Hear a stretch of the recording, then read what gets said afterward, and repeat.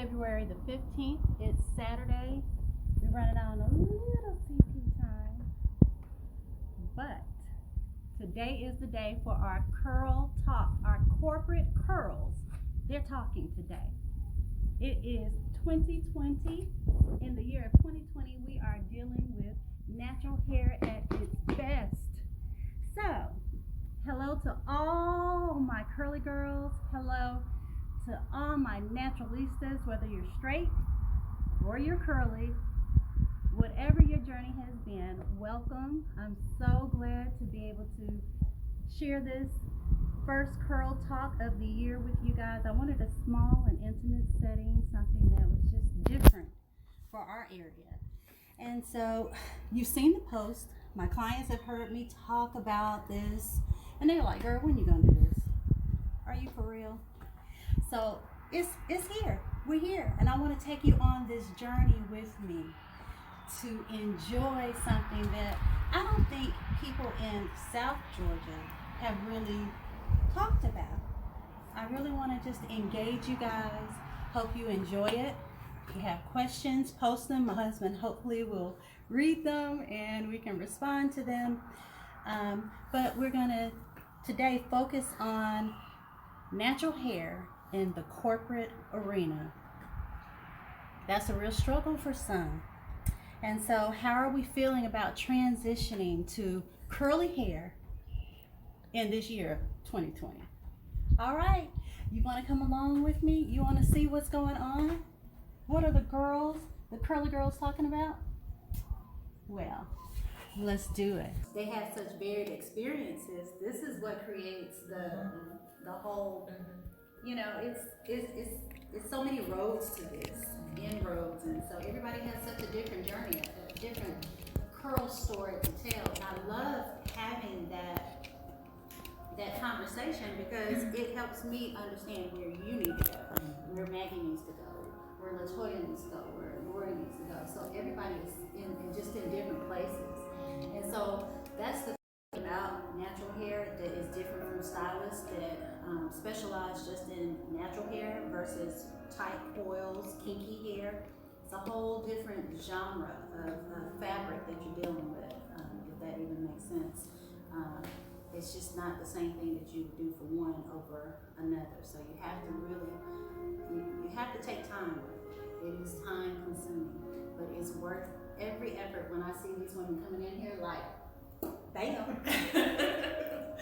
Yes, I am everything. Yeah, I'm glad you asked.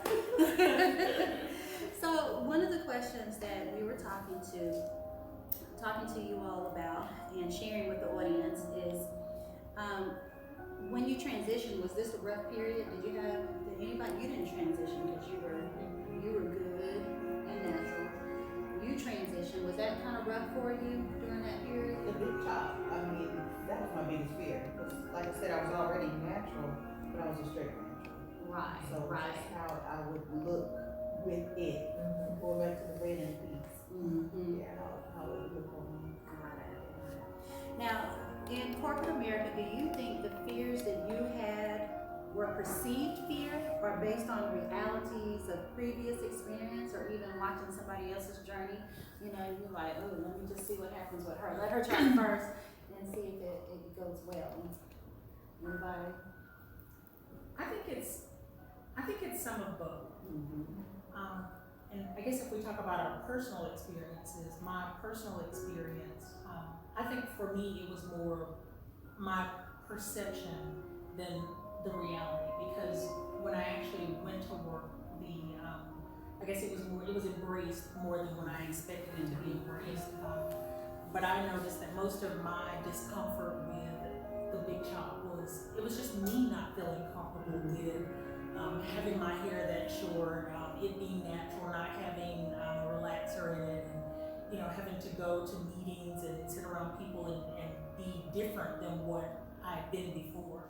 So I think it was more my own internal struggles, but I do believe that there are certain work environments and there are certain people where it's not just perception. I think that some of it could be reality. Different if you're working for a Google or Microsoft. I mean, environments like that, that's normal. Creative types have their hair in all different types of ways. And as you said, in a metropolitan area, that's the norm. But you've got some other positions and some other companies or organizations that you work in that it's very, especially if it's government or something like that, it's very strict in terms of what you have seen as how you should dress, how your hair how you should be groomed. And so to me, that wasn't my experience, but I believe it could be someone else's experience. I understand that. And in this particular locality, coming from Atlanta, like we said, that's just the norm. So coming down here, me, even though it's not corporate in the hospital setting, back in 2002, here I am with this blonde afro. Like, what? So the doctors was like, the girl with the blonde afro. Where is she at? So that's what I was kind of known for, the girl with the blonde hair. And so, as a hairstylist, you're gonna do everything under the sun. And so I just went in knowing that this was just how I was. This was just part of me. So, that was my thought process anyway. So if you feel like going natural was a transition of the mind as well, tell me in what way transitioning the mind for you? Because I guess the reason. Oh, okay. Go ahead. I think it was transition in the mind. It also had to do with self-awareness and self-love, confidence in where you are at any given point in your life. Because you have to, for a black woman, let's just face it, we've been raised to long flowy hair is just it for us as women. And that was a part of our beauty. And so to comb your long hair, that was a regimen that, you were taught on Saturday nights when you had it flat to undo, dry, and straighten for church the next day. So growing up with that kind of regimen, I think it is, the shift probably was dealing with, will I still be beautiful? Even though deep down inside you are and you will be, but you have to be, you have to be at a place and point where you can just say, I'm ready to unmask, and it is what it is. Yeah, I think a lot of it is self-awareness and self-acceptance, and to kind of discard the whole, what they put in front of us is what beauty is. And that's one thing I really wanted to pass to my own daughter. I'm like, I'm not going to tell you, well, you need to have a perm. And we did the curly hair dolls because I didn't want her to see that in order for me to be beautiful, I need to have the straight hair. So we started on that and just teaching her just to love your hair, love yourself, love the whole package. And God created me with this type of hair, and there's no reason why I should subscribe to other people telling me it's not good enough. So just loving it and accepting it, and just being proud of who God made you to be. So I think it's been just through the past 25 years just accepting it, and it goes through phases because I've been through so many different type of natural hairstyles, and just loving the journey. And I have to speak to that too, because I think that we do live in a society that has this very standardized way of saying what beauty is. And if you don't fit that standard, or you have a variation of your own beauty, they like, what makes you think that you should be, considered beautiful? And so even with the children, now that we are raising children this way, meaning a whole generation will never ever see a relaxer. They will never have to sit there and say, "You burning yet, girl?" They know it's burning. When it's burning, we can take it out. Stop scratching. We don't even have to do that. Yes, You know?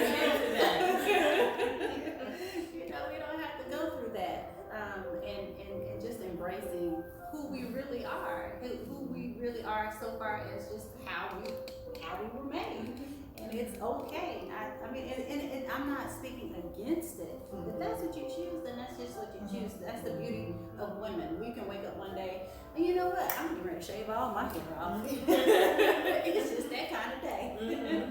So we embrace what we feel on that given moment, and that's just women. We change our minds, just like we change our clothes. Yes.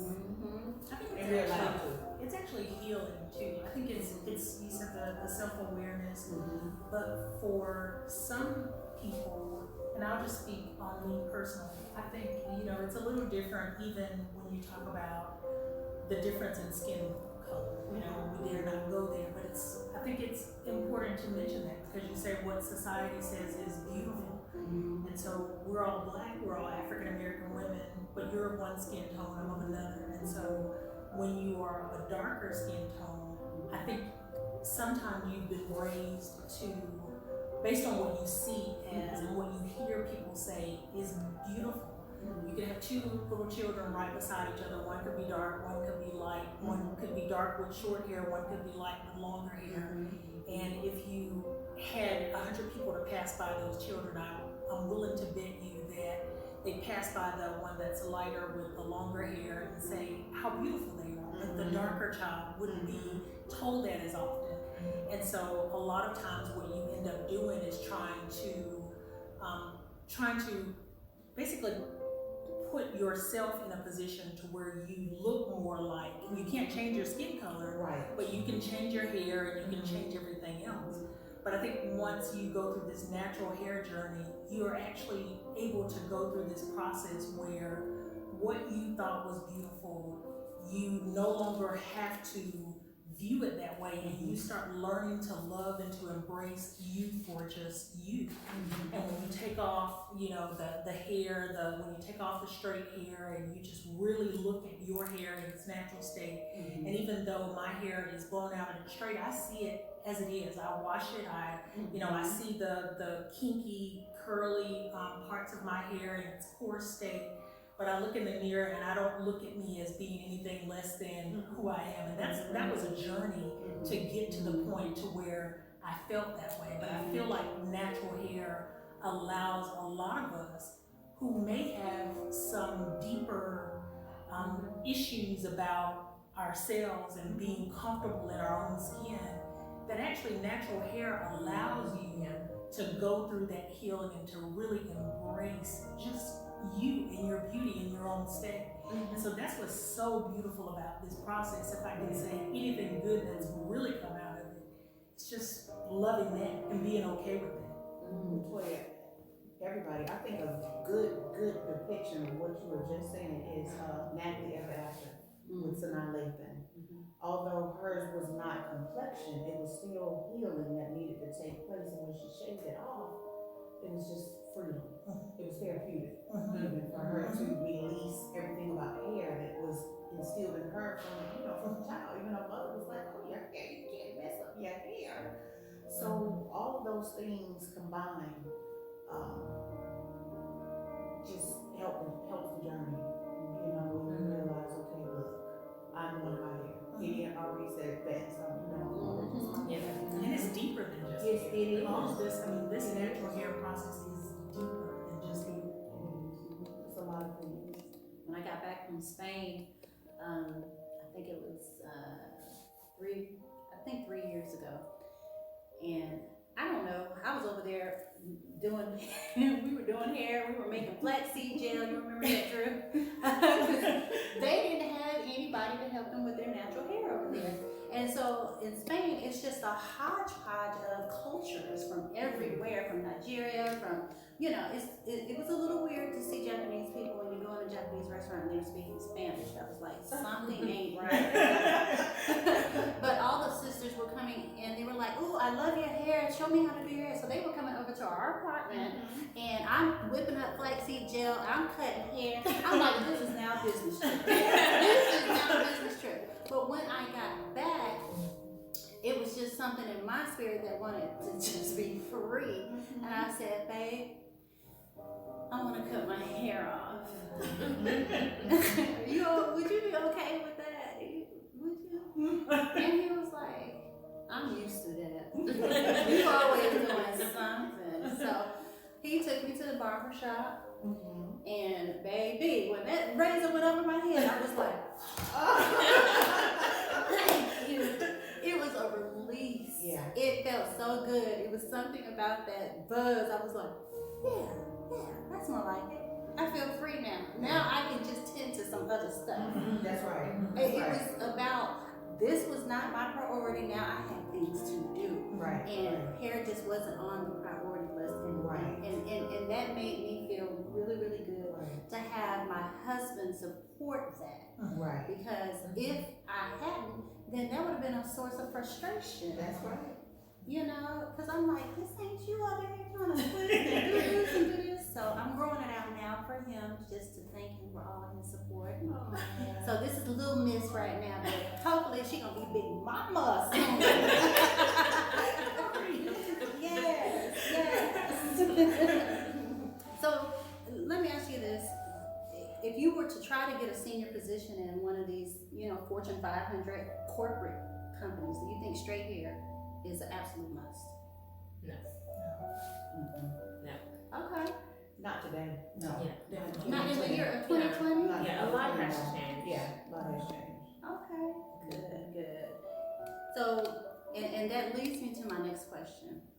If your attire, your attitude, your professionalism at work is on point, do you feel hair has become really less of a factor? Oh, for sure. Yeah, I think so too. Absolutely. I mean, if you're handling business, why are we talking about your hair? So I just want to thank you guys so much for coming out and supporting me in this journey of mine and yours. I want to, you guys have already touched on it, to really emphasize what it means to have a curly hair specialist on your team, because this is a team effort. It's not where you just come visit every 2 weeks and if 1 out of 14 days, then I'm like, oh baby, your hair dry, what we been doing? I'm trying to give you instruction so we can make each other's lives easier. And so how has that helped you to be able to be the women that you are, be the mothers that you are, be the professionals that you are? How has that been a source of hope? That was I'm sorry. No, it's been wonderful Yeah. for me, because I've always had apprehension with hairdressers, because I've had some bad experiences. So even my little girl, and I'm busy, I have a really full schedule, but I sit there for 3 hours washing it and braiding it. But after having several experiences with Aubrey, I was like, okay, here, she's gonna take over. So it's been wonderful, and just learning the different products to use, and it's been wonderful. It's so now she has my little girl also, so it's been a wonderful journey with them. I think for me, one of the things that I love most about you is the educational part of it. And you don't know what you don't know. And so coming in the salon and the time that you take really trying to understand us, understand our hair, and just that individual treatment, and then trying to actually educate, it really, like yesterday when I was there, really helped me to understand how much I didn't know, and how much it would really help me to just really have you do even more. And I think that will keep me on the journey, because there are some things that I'm doing now that I probably shouldn't do that would really help my hair to be even healthier. And you took the time to really explain those things to me, but you didn't make me feel like that what I was doing was wrong. It's just, there's some things we can do to make it better. And it's a team effort, and I felt like that. And I felt like that when I was in your chair, I was the most important thing in that salon. And to me, that's important, and I think that will keep me on the journey until I have a head full of healthy, maybe curly That's right, that's right. Process. For me, first of all, Aubrey has an infectious spirit. I mean, she's just happy-go-lucky, bubbly, and in the knowledge. You know, you feel the void in this area. A lot of, I mean, I cannot tell you how many times I get stopped and complimented, and you know, I'm always referring, oh, Aubrey did my hair, because a lot of women. Yeah, she is the referral queen. And I do reward the referrals. I reward them. Yes, she does. Yes, she does. I mean, but a lot of women are looking for it and maybe don't know how to find it. And the fact that you are constantly getting educated to improve your craft, that helps us. Each experience that I have is something different, something new, and I just appreciate it. I appreciate it. I'm glad that I met you.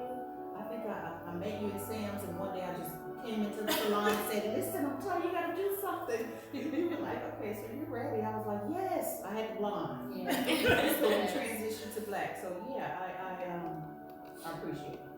I appreciate the knowledge that you bring, and you love it.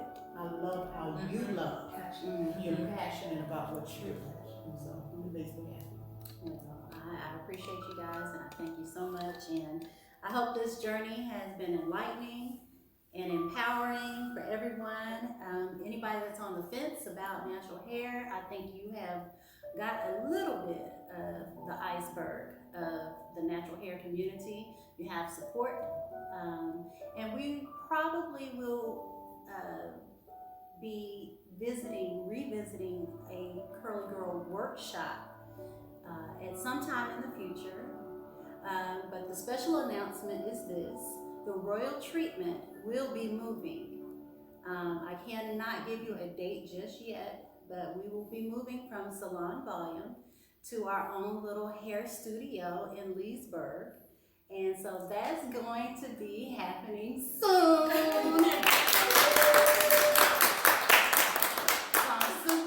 Nervous, but super excited about our own space, and I'm really trying to make it beautiful and nice for you guys. I want you to come in, put your shoes off, and just feel really just like this is my spot.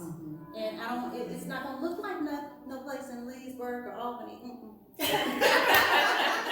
know, I want to just take it up a few levels, just to, you know, make you feel like, okay, this is the Royal Treatment Hair Studio. This is where I belong. Yeah. All right. So thank you so much for joining us. I hope you guys have had a wonderful time. I had a great time. I just want to thank my beautiful host, Chanel. What's your last name? Would you Jackson. Like me? Jackson. Jackson, yeah. Jackson. Sorry, Miss Jackson.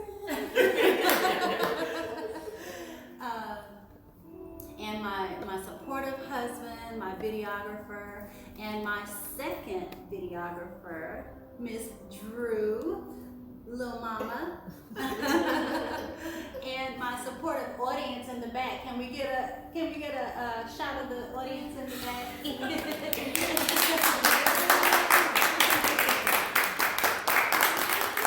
my beautiful caterer. I want you guys to make sure and get a shot of the beautiful food that we had.